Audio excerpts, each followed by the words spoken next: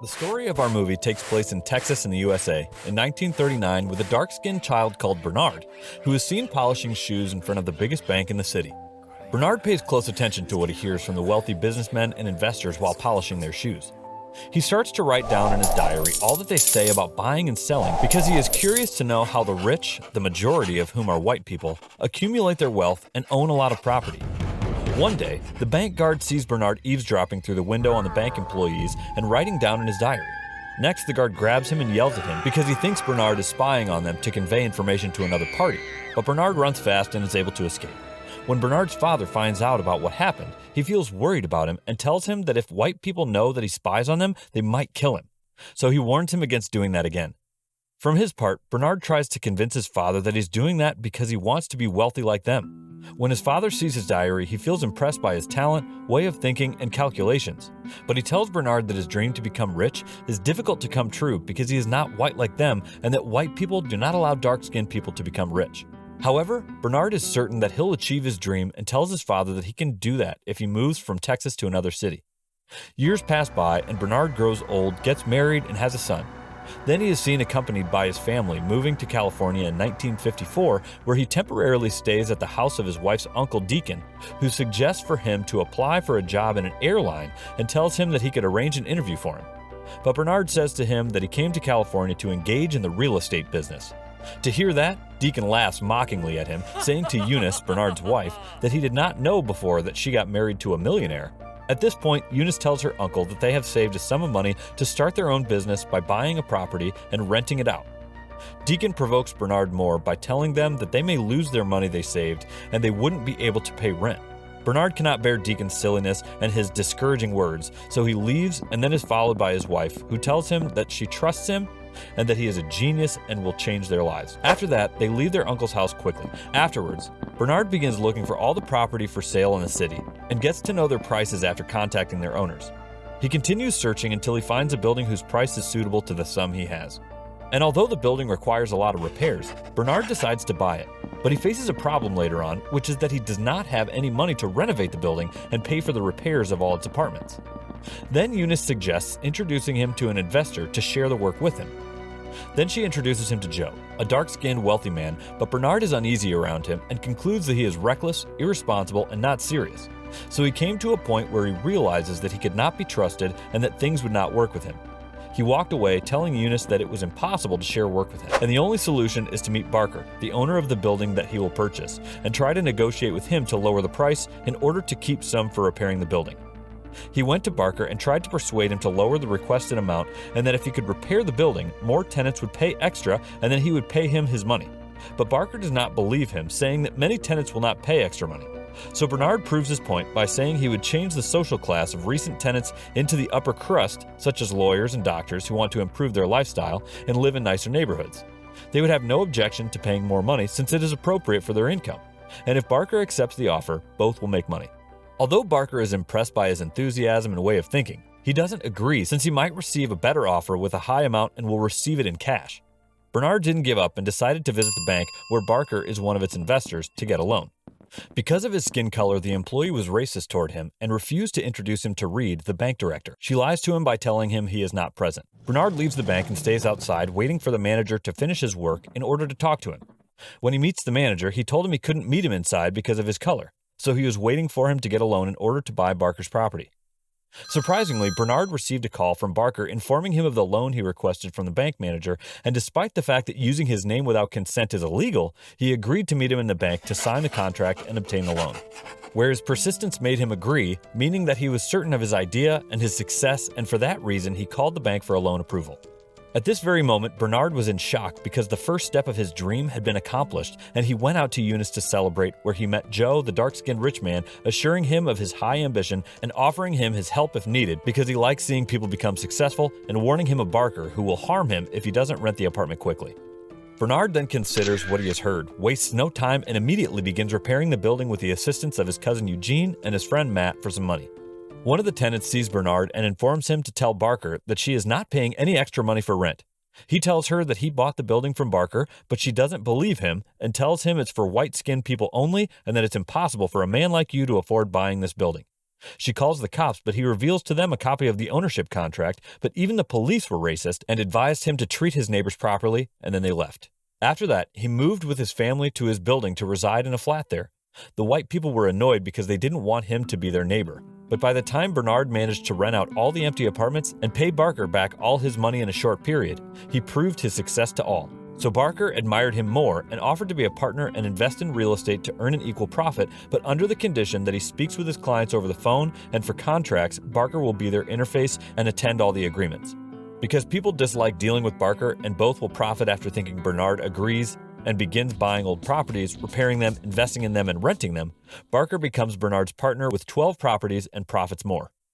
Bernard bought a big house for his family and moved in. When he showed Eunice the house, she was dazzled, thinking it was for rent. But when she knew that the house was bought and registered under her name, she felt very glad and realized that her encouragement and support were appreciated when he had no money. After that, unexpectedly, something happened that changed everything for Bernard. Barker died and his wife requested that their partnership be dissolved. She decided to purchase his share, so she took the opportunity to exclude him because he did not have a signature on any contract or agreement. Bernard was stunned and tried to persuade her to continue their collaboration, but she declined because she dislikes dealing with people of color. She advised him to take the amount or she would sue him in court. In this case, Bernard cannot prove his right and will earn nothing. He meets with a lawyer who advises him to have a witness sign the partnership agreement to prove his legal rights. Then he thought of the bank manager who had approved the loan. Knowing that he is aware of the work that occurred between Barker and Bernard, so when he visited the bank, Reed refused to meet him, and he asserted that the manager would not be a witness for him, but would be a witness with Barker's wife. He had an idea to buy the building, which is run by the bank, so that they would not refuse him a loan because he would be the same client as Barker's wife.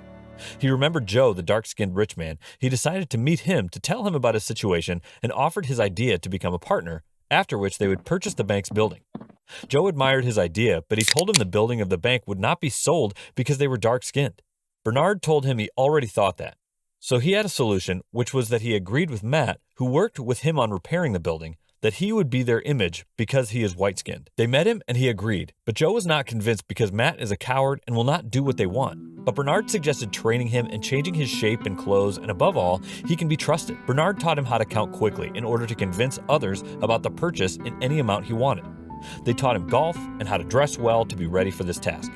Before Bernard meets the owner of the building, he tries to learn any information about him since it's the biggest building in town. While Joe gets to know all of the places he visits, he arranges a meeting for Matt in the club so that he can get to know him. They spend several hours in the club and play golf together, and by the time they are well acquainted, he suggests that they buy the building. Bernard taught him how to convince him to purchase the building and calculate everything in front of him so quickly that he could trust and believe him. But Matt told him it was impossible to calculate so fast and he must memorize the numbers. Matt got the chance to speak to the building owner and he managed easily to convince him, just as Bernard taught him. And consequently, he gave him his approval, and now Bernard can own the building where he and Joe introduced themselves as partners to Matt, and as their partnership grows, get loans, buy a lot of buildings, and rent them out. After some time, Bernard returned to Texas and met his father, who expressed his pride in him for the great things he has accomplished. The next day, Bernard accompanied his son on a tour of his hometown, walking through the bank and standing in front of it where he used to polish shoes as a child. He met a child sitting in the same place and working the same old job. Bernard asked him about the service price, and the boy shocked him with his reply that he polishes only for white-skinned people. Bernard realizes that Texas never changed after these events and that racism persisted even among children, so he made the decision to purchase the bank where he used to work. He went to Joe and tried to convince him about purchasing the bank in order to prove for himself and others in Texas that dark-skinned people are the same as white-skinned people, and that dark-skinned people can be wealthy and successful so that he can help a lot of dark-skinned people and lend them loans. But Joe rejected it because the situation in Texas is different from California and they may face many issues. Bernard persuaded him that Matt could help them again, and they would pay him more money if he agreed to go to Texas as a representative partner, and he would persuade the bank owner to become a partner and buy 80% of the bank, leaving 20% to Robert, the bank's son owner. So Bernard felt happy as he made Matt agree to lend loads of money for the dark-skinned people to make projects to improve their income and live better. It is the first time that the Bank of Texas agrees to lend to dark-skinned people because they were not allowed to enter the bank as clients and were only allowed to enter as servants or drivers for white people. Robert started to doubt Matt because of the increased number of loans lent to people. He observed him from a distance and discovered that Bernard and Joe visited him on a regular basis, realizing that they are the bank owners and Matt is only a part of their plan. He confronted them in their gathering place and was very upset with what they did, telling them they are swindlers and scammers because they were not transparent from the start, telling them about the complaints sent by clients due to approving loans for dark-skinned people, and that after a month, a supervisors committee will come to investigate, and if they find out the truth, all white people clients will withdraw their money and the bank will go bankrupt, so they should be thinking about a solution for what they have done, and then he left. Bernard said they should stop giving loans to dark-skinned people till they find a solution. Then Matt suggests to buy a new bank and move all dark-skinned clients who got loans to it till the investigation finishes. But Bernard and Joe didn't like the idea because they don't have time to run a new bank. So Matt takes advantage of the situation and tells them to make him the owner of the new bank. But Bernard disagrees. Then Matt threatens them if they don't agree, he will make trouble for them and will withdraw from all the contracts he made with them and leave. Joe became angry and said he didn't trust Matt from the start, and Bernard made a big mistake for trusting him. But in the end, they were forced to agree and buy him a bank. One day, a sudden inspection committee came to the new bank. Therefore, Matt informs Bernard about the committee that would check the loans, so Bernard and Joe decide to go to Matt for help in this affair. They had to dress like the cleaners, but when Eunice saw him, she said, "You are humiliating yourself." But he replied by saying he has to help Matt avoid the bankruptcy of the new bank. Then Bernard and Joe went to the bank, where at the same time there was an inspection committee that found violations in the loans. Matt had no idea how to save the situation because he had no idea and felt nervous. He went to the bathroom where Bernard and Joe were waiting for him and asked them to find a solution to this problem, as Bernard had been surprised by the errors in all the loans that Matt made. Matt expressed his confusion and told them he sought the assistance of Robert for help. Instantly, they realized that Robert's intention was to set him up and he might be the one who called for the inspection committee since he doesn't like them and wants to take revenge over what they did. Therefore, they felt very angry about Matt's actions and asked him to focus on the other bank and try to convince other clients not to cancel their loans. On the next day, they knew that Matt had sold the losing loans to a Texas bank to rescue the new bank, which belonged to Robert.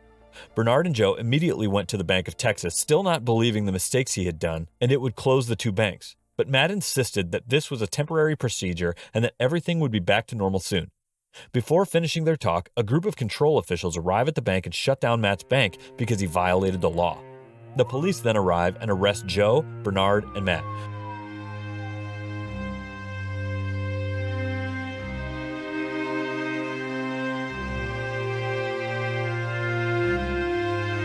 During the investigation, the officer advises Matt to tell the court that Joe and Bernard put him in trouble and he obeyed their orders because he needed money.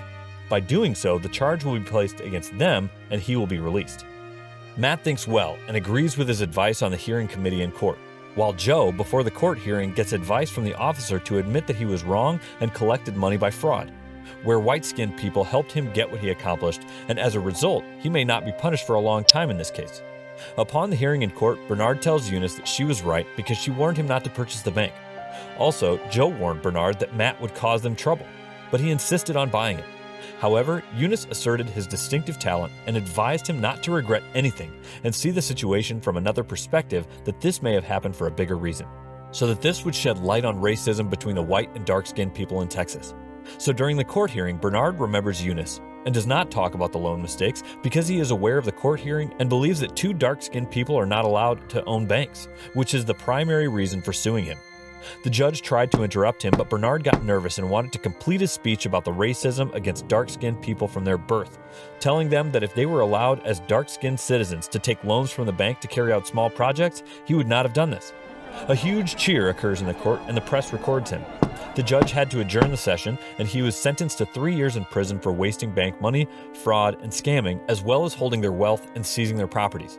Out of 177 buildings, only one is left for Bernard, which he registered under the name of his wife Eunice. They were released from prison 3 years later, and Eunice meets them. Bernard then tells his wife about their trip to the Bahamas and tells about something that happened back in court, that he received a call from Matt. They told him the federal office informed Matt to testify against them, but if he didn't do so, he would be in prison for 40 years, and he wasn't sure what he should do. So he made a deal with him to do him a favor to purchase 2 houses for him in the Bahamas before the court seized their wealth. Later, Bernard and Joe decided to move to the Bahamas, and they started again investments in real estate there. After a period of time, they returned to the United States after they accumulate new wealth.